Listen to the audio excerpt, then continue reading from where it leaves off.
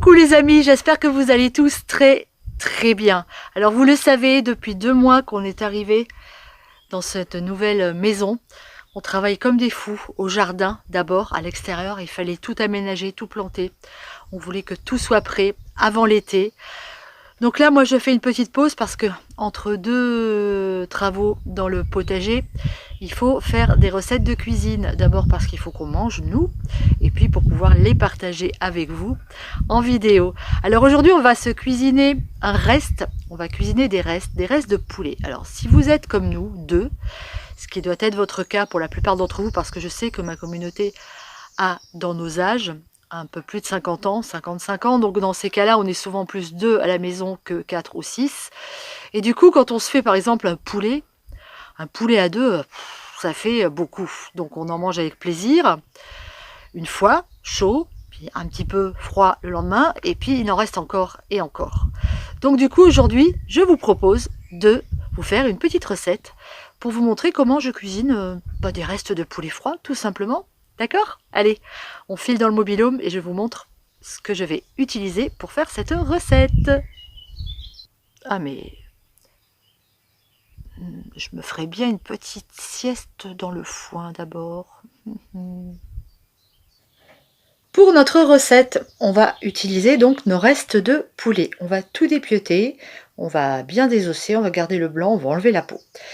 J'avais aussi des champignons dans mon frigo qui étaient en train de vieillir, donc on va les utiliser. J'ai émincé 3 belles échalotes, j'ai ramassé de la ciboulette au jardin. On va prendre un bon morceau de beurre, du piment d'Espelette, de la fleur de sel, 25 centilitres de crème fraîche, du cognac et j'avais aussi dans mon frigo à finir du comté râpé.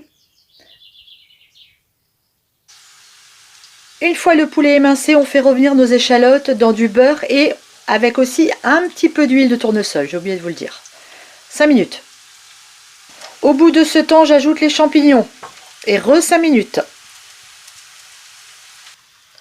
Pendant que mes champignons et mes échalotes reviennent, mon poulet que j'ai désossé, je le coupe en morceaux. Voilà, je fais grossièrement des morceaux de poulet. J'ajoute mon poulet à mes champignons et mon échalote. On mélange et là on va assaisonner, c'est-à-dire un peu de fleur de sel et une belle cuillerée à café de piment d'Espelette.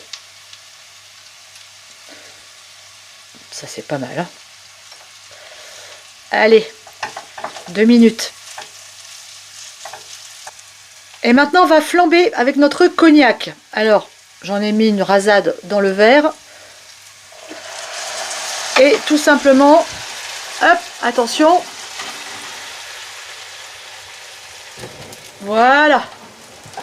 C'est aussi simple que ça. Si vous avez un gaz électrique ou un, comment ça s'appelle là, un truc à céramique là, vous jetez une allumette dedans. Hein. Ok, on va laisser l'alcool s'évaporer. C'est beau, hein? On ajoute ensuite notre crème. Et on va laisser réduire. Allez, 3-4 minutes. Hop. À feu doux. Voilà, ma crème a bien épaissi. Hein. J'ai pris de la semi-épaisse. C'est parfait pour ce genre de plat. J'ai ajouté ma ciboulette.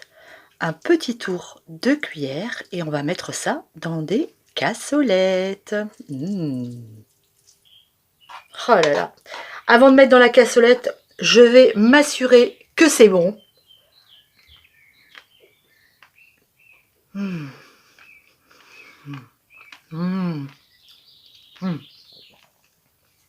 C'est un régal.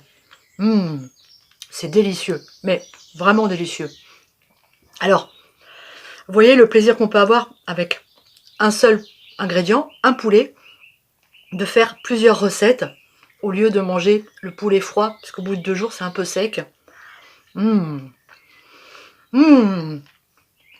bon.